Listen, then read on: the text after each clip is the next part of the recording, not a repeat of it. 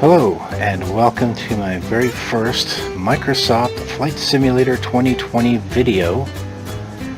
This video I'm going to be flying the Pipistrel Virus from Genesee County Airport, Kilo Golf Victor Quebec, in Batavia, New York. This is where I learned how to fly in real life.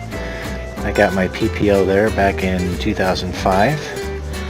And been kind of on a hiatus of flying in real life for about 12 years actually, because of it's very expensive. When I was learning how to fly, the aircraft rental charge wet with an instructor was $265 an hour. And that was with a Cessna 172 SP that had a Garmin G1000 glass cockpit in it. And I don't know if they've gone up in price since then, but I'm pretty sure they have. But even back then, that was a lot of money. I could have gotten probably 152 or 150 for maybe about 150 bucks an hour. But anyways, today I just thought I'd kind of do an intro flight, do a three touch and goes on a left-hand pattern in Batavia. And there's only one runway here at this airport. Its runway is 10 and 2/8. Sorry. Also, if you hear a little bark, we have a puppy that from time to time just has it in him to go out and just start barking at everything. He's a little long-haired wiener dog, dachshund. His name is Rocket, and he lives up to his name. He's a good boy though. But anyways, well, a lot of times he's actually sitting by my rudder pedals and wanting to get up on my lap as I'm doing things. So anyways, one of the reasons why I chose this aircraft to start this adventure in flight sim videos is because I've got a Cytec Cessna yoke that I really don't like. I had it for about 7 years, and the yoke itself is not, I don't know, I've never been able to fly very well with it just because the way it's constructed. I have had other yokes before. I trained on a yoke, and I've never liked the way that the Cytec yoke felt in my hands. I had a ProFlight yoke once, which was better, but it only lasted about a year and a half before it started to lose its calibration. It had spikes all over the place, so I replaced it with this one thinking, well, it's probably a little bit of a better upgrade. It wasn't. So, but it does go from 90 degrees left and right, so I've got a full 180 degrees worth of travel, but the detent in it, and I just, nah. So I'm using a Thrustmaster HOTAS Warthog for my stick. And I've got a 100 millimeter extension on the base of the stick to give me full travel, not just like it's a lot taller than the normal one. And I'll make a video later showing my setup. Today I ordered a professional grade yoke from Redbird. It's called a YK1 or something like that. But I was thinking about getting a Yoko yoke, but just couldn't really justify that kind of money, so I decided to save 200 bucks and get a Redbird yoke, and can't really justify that either. But in another week or two it'll be here, and I'll build a base for it and show it off and do a review on it and see how it goes. But today is just a simple day. We're going to be completely VFR. The wind is showing 14 knots at 269 degrees, so we'll be taking off runway 28. 14 knots though, it's pretty blowy. Normally that's around the upper limit of where I would take off in an aircraft, but because it's going straight down the runway, plus or minus 10 degrees, there's probably not going to be any crabs that need to be done in order to maintain the center line. And I'll go over kind of what I'm looking at also with the instrumentation of this aircraft. This has a Garmin G500 system, which is, it's kind of like a smaller version of the G1000. On the left display is a primary flight instrument. The right display is a multifunction display. And it has a couple of backup gauges, and I can kind of show you what to look for in the readout. But I really like this aircraft. It's a default one that came with the I think this one comes with the $120 version of the sim. Because I'm a nut, I bought the full $120 worth of it, but I've also gotten some extra add-ons. Speaking of which, I'm using a plugin, it's a plugin called FSUIPC7 for all my controls. I don't use the Microsoft control schematics anymore. I use a separate program for my controls, and that's FSUIPC7. I've been an avid flight simmer since 1987, and when FSX came out, I've used FSUIPC, and then when P3D came out, FSUIPC there, and I've used that to handle all my controls, because I can do a lot more with that than I can with the default setups. One of which is a push to talk button that I map to my stick.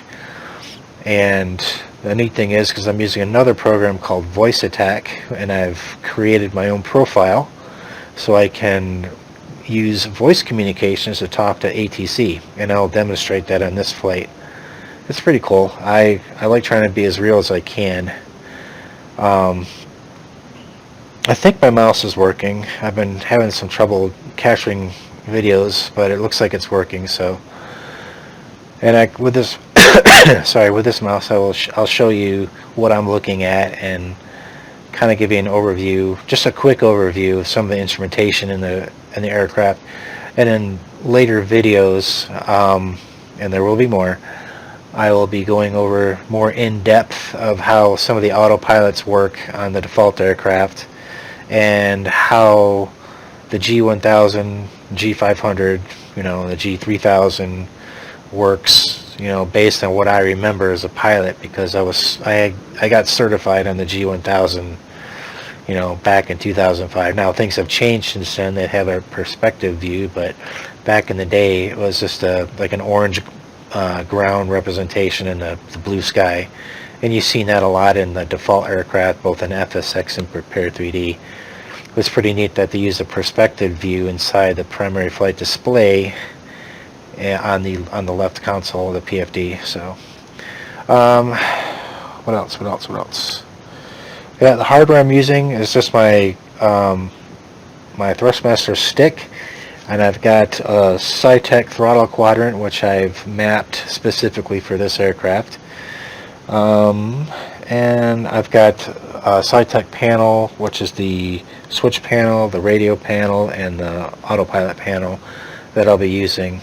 So, okay. Well, without further ado, let's get in the cockpit. It looks like the shadows are getting long, so it's starting to get dark. This is in real time and real weather for the time that I was recording. So, let's get on board and get underway.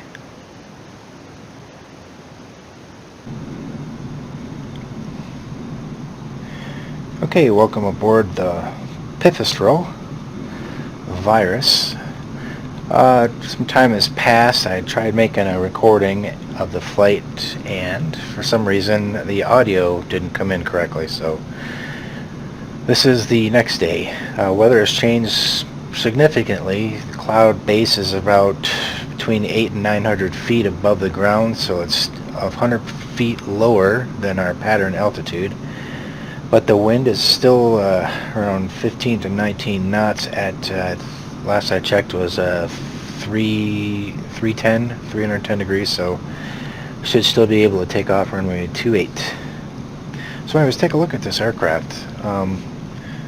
It's really interesting. You have your throttle here, and this is your prop pitch here. This is a constant speed prop. And then right in front of that you have your choke lever, which is right here, and then your parking brakes, fuel selector. This is your trim indicator, and this will actually light up when the power is on. This is your trim switch, and then your flap lever. So we've got 0 degrees, +1 and +2, and then I believe this is a negative. It says here on the placard, +2 is 85 to 65 knots, +1 is 51 to 81 knots, and 0 is 53 knots to VNE, which is never exceed.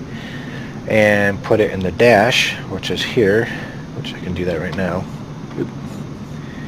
Put it there, and that'll be recommended above 100 knots. It's not required, but it's recommended. Interesting. Okay, so once again we have a stick, and this is the reason why I'm using this aircraft. I'll show a video of this setup here that I have in a later video, but you can see the extension that I have. It gives me full deflection, so I have one-to-one movement with my control stick here. At the bottom we've got our pitot heat, landing lights, nav, and cockpit lights, avionics switch and master, and then you have pitot heat shows on and off, and the generator fail in case the alternator goes out. Looking up here, we've got the Garmin G500 system. I believe this is the G500. It might be a 600, but they're pretty much the same from what I recall. I could be wrong, but. And over here we've got temperature controls. Well, we'll just kind of, this is lighting. Is this tank light? I don't think that. Oh, that's Model 2. Okay, cool. We have an airspeed indicator. Now we'll see the arcs here. I'm going to refer to the green arcs and the yellow arcs and the red tick mark.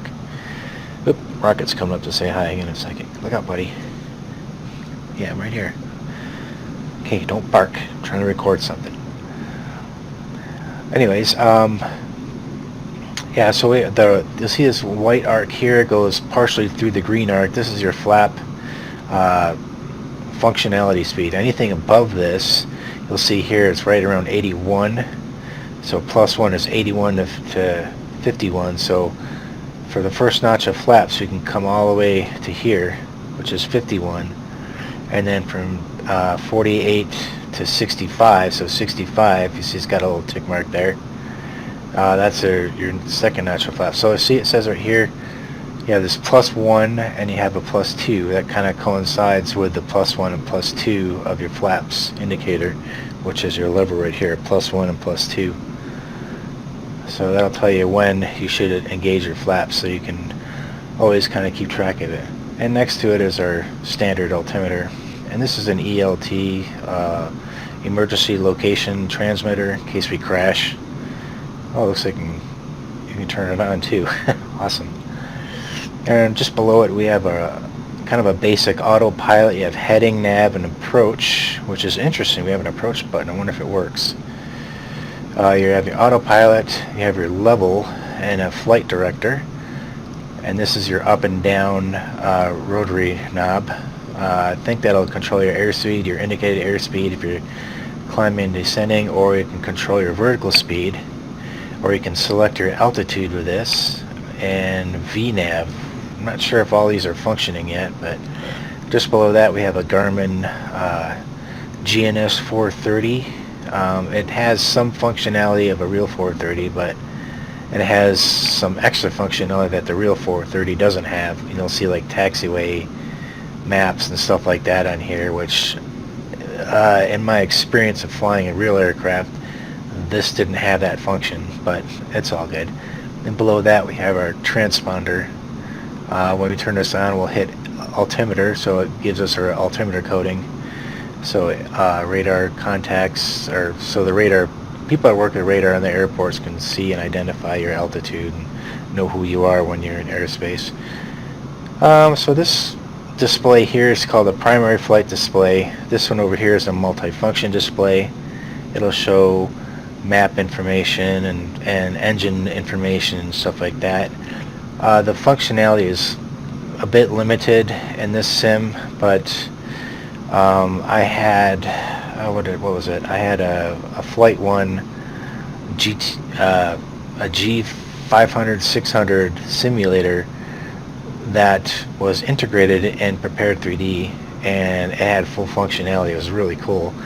I'm hoping that that will come to FS 2020. So, but yeah, so moving up, this is a really neat cockpit. It's really well designed, and this is just a default aircraft. You see over here we have our, looks like a ballistic parachute release handle. This thing, in case you go into a, well, in real life it probably does, it's not functioning in the sim, but you got a microphone here, your headphones would connect there, little air vent there. Let's see if I can turn around this side. And you got your fuel line here, so there's your fuel tanks. It's really cool, you can see where your fuel level is. That's neat. You know, it's interesting when you take a few minutes just to look at how much work they put into these aircraft, just to model them, and you know, and what these aircraft really have. One thing I don't know is, what is this thing? This is some sort of a lever that's hooked, and I don't know if it has any specific function, but you can unhook it and then you can move it. I mean, it must do something, but I'm not sure what. I mean, it doesn't do anything to the wings, does it? I don't know, it's pretty neat though. Yeah, sometimes my track IR gets out of its range, but so we'll leave that there for now until I figure out what it is. So a little bit of break in the clouds here. It was overcast about an hour ago, and checking the sim weather for about 2 hours, waiting for this to kind of clear up a little bit. But and once again, I'm using real world weather and real time. Well, it's real time weather and the time of day. And today is December 9th now, not December 8th when I started this intro video. Alright, so let's get underway here. I'll show you some really interesting functions that I found within the sim that you might not know about, but is really cool, I think. So let's turn the power on, and when I do that, you'll hear the internal fans of the two screens start to whir up, because I gotta cool them off like a normal PC.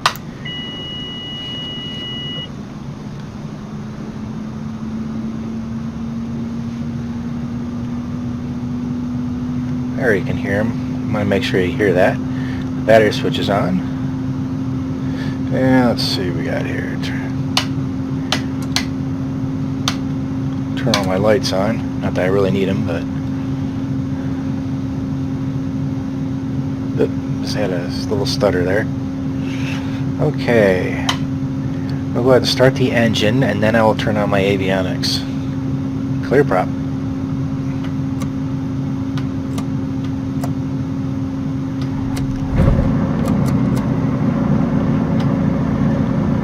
And avionics coming in.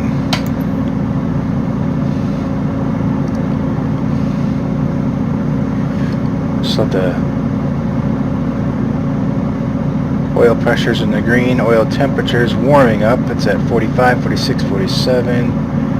EGT is 190 and climbing. And fuel bar, it's into the green. Okay, I'll turn on my transponder. Wait for this to boot up. So a transponder, you want to turn to altitude, and if, for instance, ATC gives you a code, whatever, and that'll be the code that you'd put in. So ATC gave us a code of 4365. That's fine, but since we're VFR, we just push this VFR button, it'll go back to 1200. So now it's reporting my altitude. So let's go ahead and get some ATIS, see what the weather's like. Break in the cloud went away. Kilo Golf Victor Quebec Automated Weather Observation 1700 Zulu. Wind 302 at 25. Visibility 7. Sky condition, few clouds at 800 feet, few clouds at 4,400 feet, few clouds at 11,200 feet. Temperature 1C dew point, 10C altimeter 2963. So 2963. Kilo Golf Victor Quebec Automated Weather Observation 1700 Zulu. Wind 302 at 25. Wow, okay, that's really windy. Sky condition, few clouds clouds at 800 feet, few clouds at 4,400 feet, few clouds at 11,200 feet. Temperature, 1C dew point, 10C altimeter, 296 Kilo Golf Victor Quebec automated weather observation 1700 All right. Wind 302 at 25. Visibility 7. Sky condition, few clouds at 800 feet, few clouds at 4,400 feet, few clouds at 11,200 feet. Temperature 1C dew point, 10C altimeter, 296 Kilo Golf Victor Quebec automated weather observation 1700. So we need to turn to Genesee County traffic, which should be 122.7, which I'm already on. So the wind is actually really strong right now. It's 25 knots at like 320 or something like that. So it's just too windy for us to normally fly safely, but we're in the sim. We'll see what we can do. It'll be kind of a bumpy ride, so should be fun. Parking brakes off. Hopefully it won't blow over on the on the runway. So I'm going to contact the airport frequency. We're going to announce our taxi to runway 28. Kilo Golf Victor Quebec traffic Pipistrel November 533 Tango is taxiing to runway 28. Okay, we want to always make our call outs when at an uncontrolled airport, just because we want people to know they're on frequency, what we're doing, and what they can be looking for. So we just made a call saying we're taxiing from the apron, from the parking area to runway 28 using the taxiway. So, and we'll follow the solid line to the taxi, to the taxiway to runway 28. So here we go. And once again, we always steer with our feet on the floor and our rudders. There we go.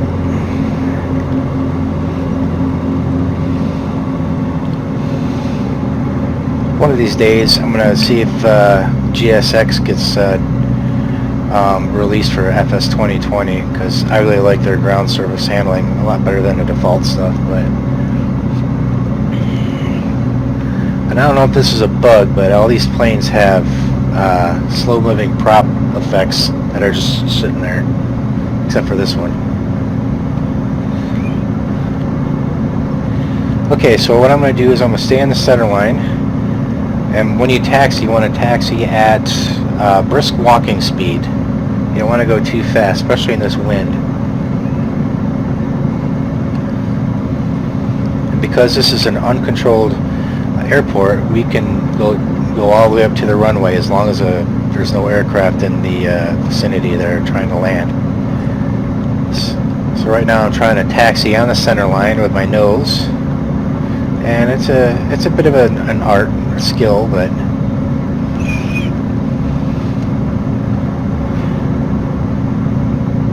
I think I'm going to take off this flight director, so I don't need it right now. There we go.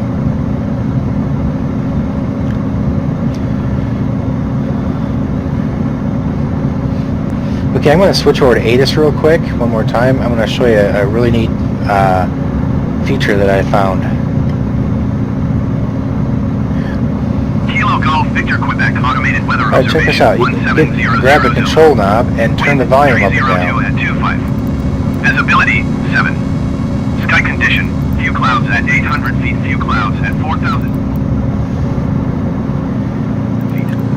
Temperature 1C dew point, 10C altimeter, awesome. 296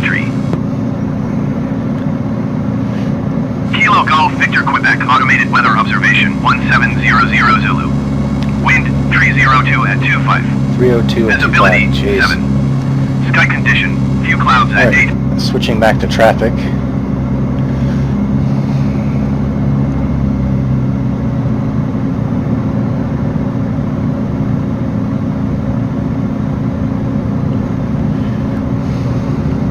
So we'll be flying a left-hand traffic pattern because this airport, this is what it calls for runway 28. So we'll be flying heading of 280, we'll be turning into our crosswind, and then downwind, then base, and then back on final.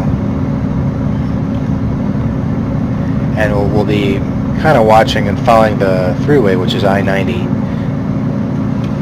Alright, so I'm going to stop right here, do a quick run up, check nobody's behind me. Okay, looks good. Got a few minutes.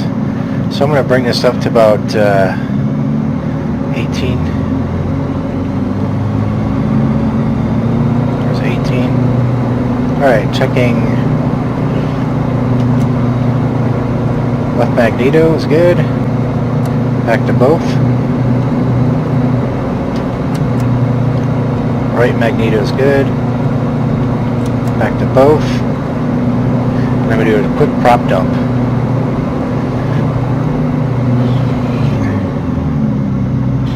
Okay, it works. And back to idle. Okay, now because we're on the ground, I'm going to actually reduce the prop RPM a little bit so I don't overspeed the prop on takeoff when I'm using full power. Alright, we're good. So we'll announce our intentions for taking off, and we're going to stay in the pattern. 4. Kilo Golf Victor Quebec traffic Pipistrel November 533 to Tango taking off runway 28 right touch and go.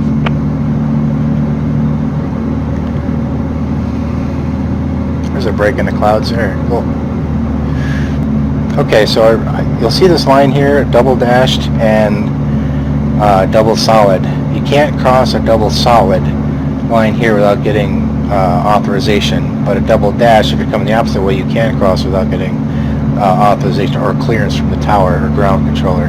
But because we're at an uncontrolled airport, you know, we just need to announce our intentions before we cross that line. So we just announced that we're taking off runway 28 and remaining in pattern.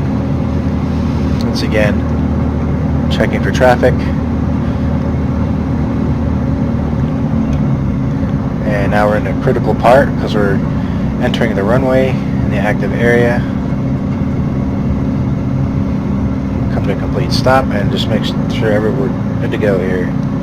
Okay, flaps 0. Altimeters checked. Okay, 2963 check. Alright. Okay, so I'm going to just set the wind real quick. Just put the...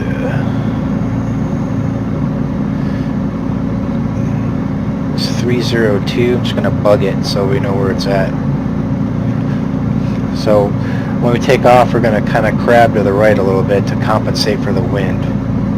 So right now I've got my feet on the brakes right here. I'm going to go full power and hold the brakes until we get enough power set. And I'm going to gently ease up on the brakes and go full power.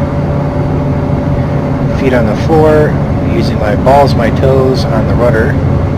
Boy, that wind is pulling us. I'm going to compensate with some aileron authority to keep wings level. Try and maintain, pulling back, back. There we go. Alright, we're starting to crab into the wind. Pattern altitude is 1,900 feet. That will probably put us into the clouds, so we'll just stay clear of clouds. But we'll try and get up as high as we can to pattern altitude.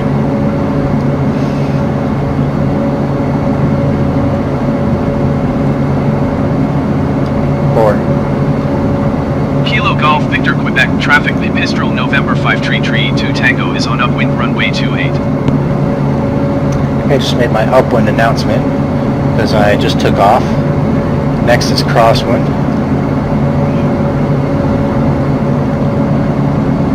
Turning crosswind.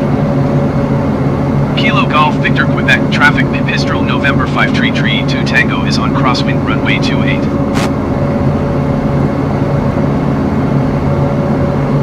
Which should take us in almost a due south heading. You can really, probably can't tell it. There is definitely a wind component that's pushing us. It's at our tail now. You can kind of see it. Turning downwind. Kilo Golf Victor Quebec traffic Pipistrel November 5 Tree 2 Tango is on downwind runway 28. I'm reducing some of the throttle, and I'm about 150 feet below pattern altitude. Now we're going to get pushed from the left side to the right because that wind is pushing us away from the airport right now.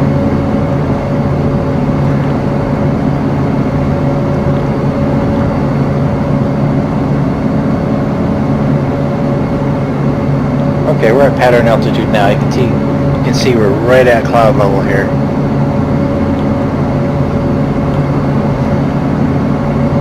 And when I get a beam of the runway, I'm going to start reducing power, and then I'll start descending slightly. Okay, we're abeam the runway. I'm going to reduce power a little bit. I'm going to stay within the green arc still.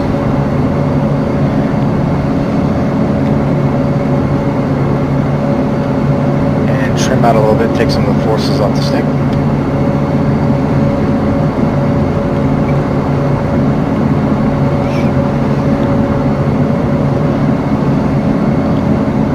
Okay, we're just about 45 degrees,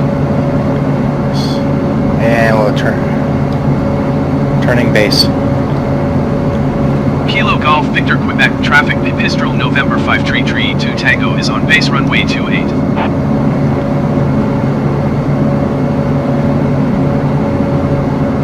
And of course my track error just went out.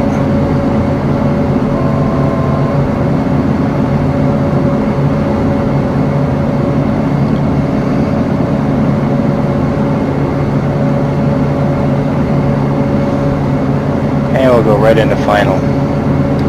Final.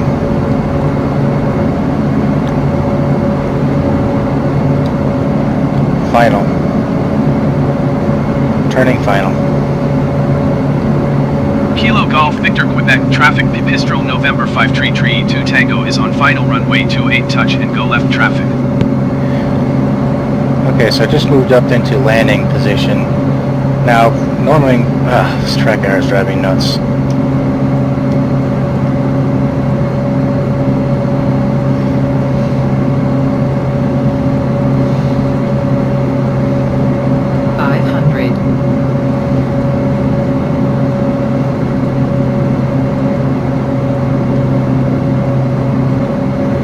Sorry about that, need to adjust my track IR. Okay, so we're on final here. We got the 2 PAPI lights. Right over white. We're on a perfect glide path. Just need to slow this aircraft down just a little bit. Because we're in such high winds, I'm gonna land flaps up with this one. The reason why I'm doing that is because we're at a 25 knot winds. I'm a little low right now. But it's a gust, so if all of a sudden the wind dies down, we're going to be below our stall speed, and we don't want that to happen.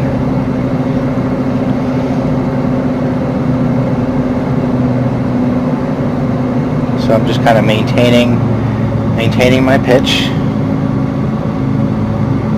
You see we're at 74 knots. We're well within the white arc to lower flaps, but like I said, we're flaps up. Next time around, we'll put the flaps down. Okay, there, just nice and smooth. Probably a little flat, but smooth. Okay, taking off. Full power. Give a little bit of right aileron. And off we go.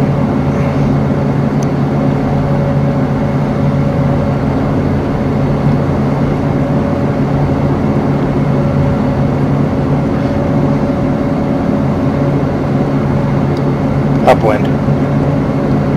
Kilo Golf Victor Quebec traffic Pipistrel November 5 Tree 2 Tango is on upwind runway 28.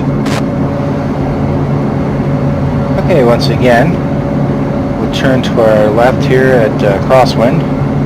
Probably wait for this, get over this road here. It's a good spot to do it. And our pattern altitude is 1,900 feet. Turning crosswind. Kilo Golf Victor Quebec traffic Pipistrel November 5 Tree 2 Tango is on crosswind runway 28.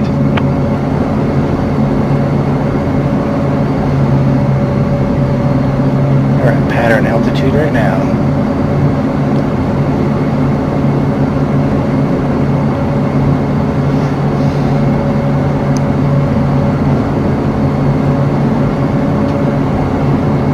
Okay, that was quick because the wind is blowing us from our back end, turning downwind. Kilo Golf Victor Quebec traffic Pipistrel November 5 Tree 2 Tango is on downwind runway 28. A little high, but it's alright.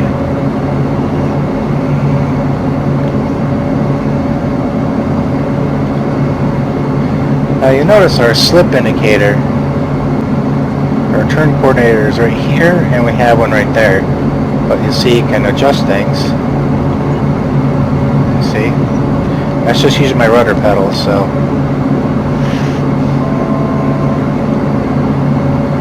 Just kind of stay clear of these clouds here. Okay, now what I'm going to do is a quick, short final, or short base to final. So I drop the power, turning base. Kilo Golf Victor Quebec traffic Pipistrel November 5 Tree 2 Tango is on base runway 28. And +1 on the flaps.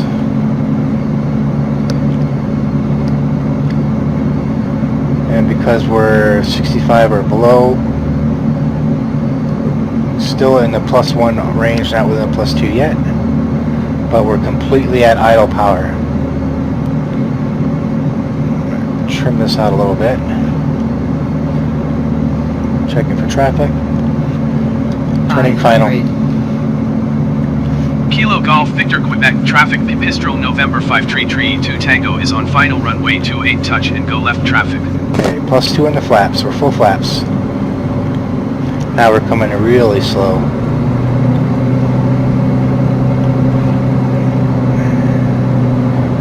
$60 knots, 57.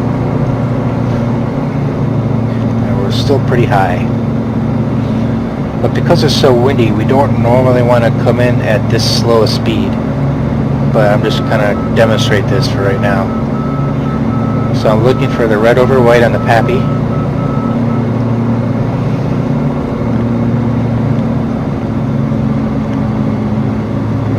There's red.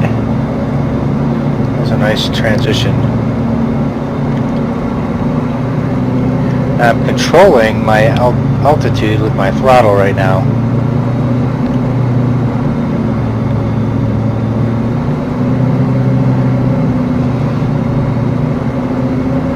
Yeah, a little low. I don't want to go full throttle. I want to kind of maintain there. See, it'll normally correct itself. I'll try and get down on the touchdown. Okay, now we'll drop down power. And it's all flat.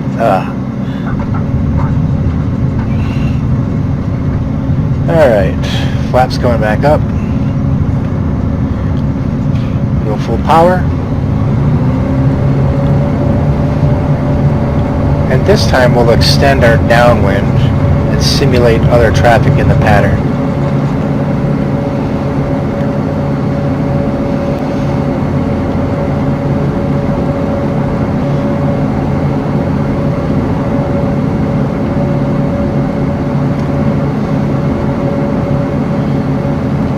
Zero.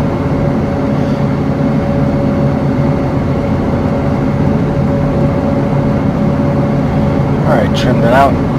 Okay, now we're taking off here. We're going to go upwind. Upwind. Kilo Golf Victor Quebec traffic Pipistrel November 5 Tree 2 Tango is on upwind runway 28. And I'm going to turn to the left again. Crosswind. Turning crosswind. Kilo Golf Victor Quebec traffic Pipistrel November 5 Tree 2 Tango is on crosswind runway 28.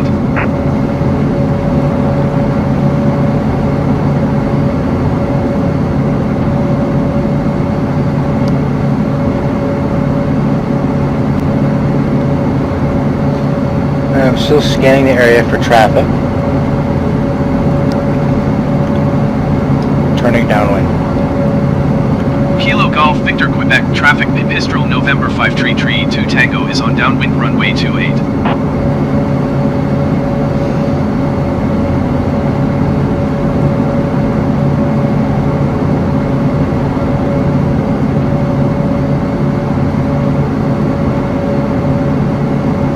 Okay, so this time we're going to extend our downwind, and I'm actually going to turn into the airport's ILS frequency.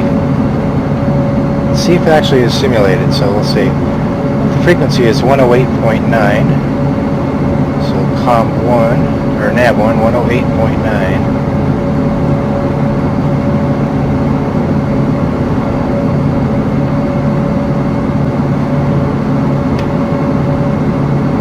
Oh, there it is. And it's 282 on the heading,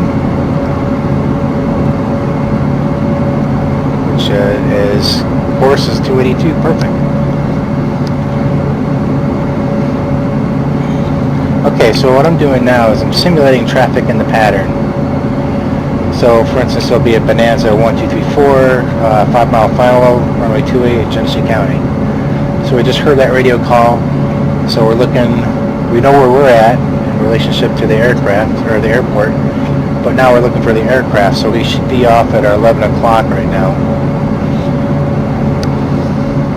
So we're going to extend, and we'll be saying, it's a courtesy call saying, hey, we're looking for you, we're on downwind right now, we'll extend, we'll follow you in, Genesee County.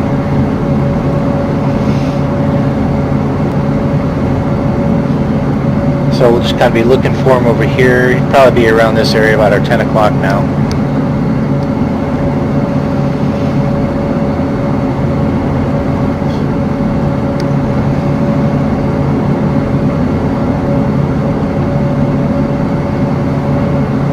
So the next call you hear is Bonanza 1234, short 2 mile final, runway 28, Genesee County.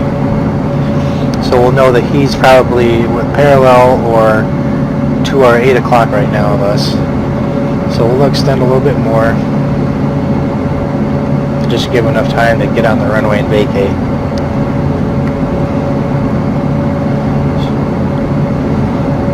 And next call here is Bonanza 1234, final approach, runway 28, Genesee County. And at that point we'll turn base, turning base. Kilo Golf Victor Quebec traffic Pipistrel November 5 Tree 2 Tango is on base runway 28.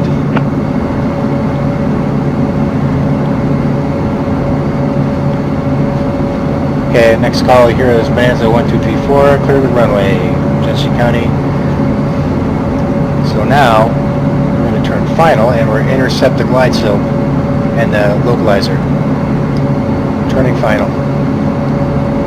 Kilo Golf Victor Quebec traffic Pipistrel November 5 Tree 2 Tango is on final runway 28 touch and go left traffic. Now you can see how far we are from the actual runway. We're off to the right of it, so we're going to get closer to it. So I'm kind of watching our CDI needle here, which is locked to the VOR frequency, which is the ILS frequency, so it's kind of giving us an automatic guidance into the runway. Now I'm not using autopilot, I'm hand flying this right now.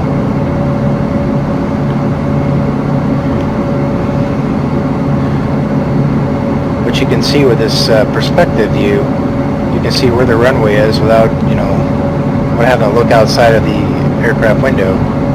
Not because we're VFR. Let's take a look.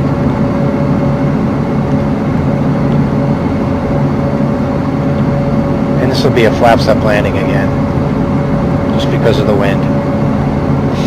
Now if it's a short field runway, we would have used full flaps, and we've actually probably wouldn't even take off in this kind of wind, but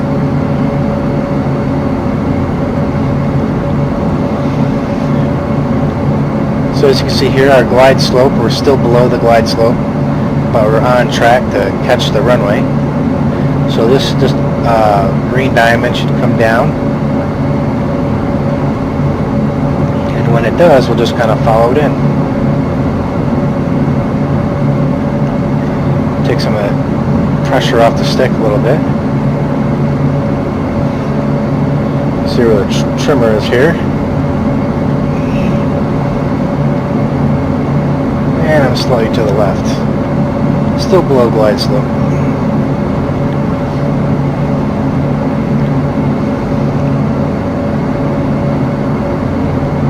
Okay, now you can see this glide slope diamond is starting to come down.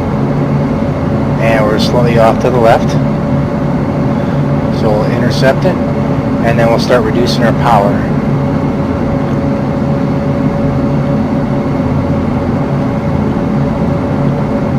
Three. Announce final again. 3. 500. Kilo Golf Victor Quebec traffic Pipistrel November 5 Tree 2 Tango is on final runway 28 touch and go left traffic.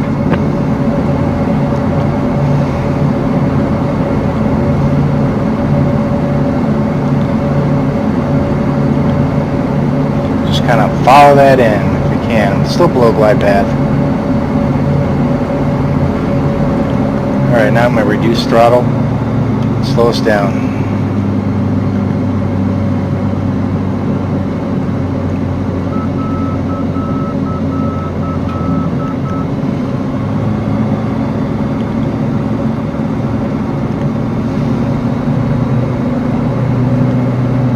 And looking up. There we go.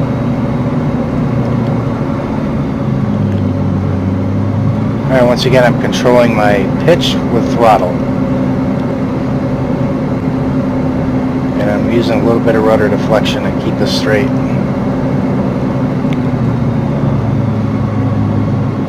A little long. Let's see if I can do a flare.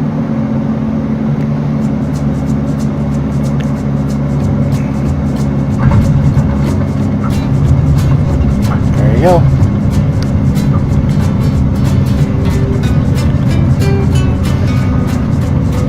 Boy, that wind is pushing us around. I'm going to go ahead and clear the runway, and then I'll make my clear runway call.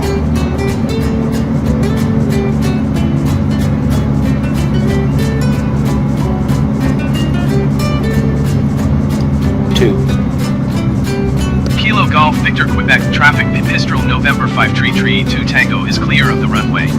Now once again, we don't have to stop here unless we want to. But it's not mandatory because we're going over the dash lines and not the solid lines. And I don't know if this looks like a bug where they've got the taxi lights all over the place.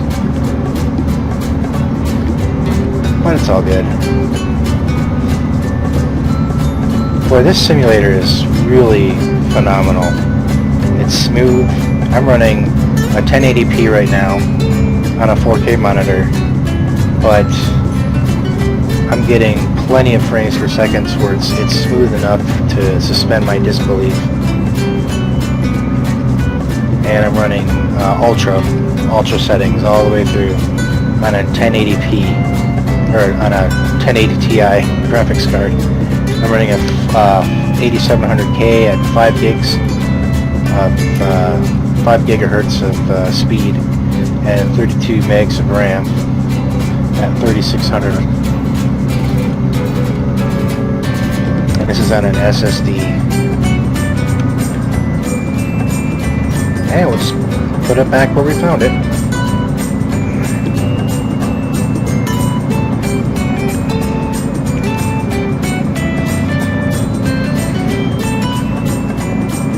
Alright. So, I hope you enjoyed this quick flight. We can go over some more detailed stuff later in a different flight. This is my first recording that I'm going to be doing, and I'll be doing a lot more. Trying to go more in-depth on things, so alright, let's shut this thing down and step out.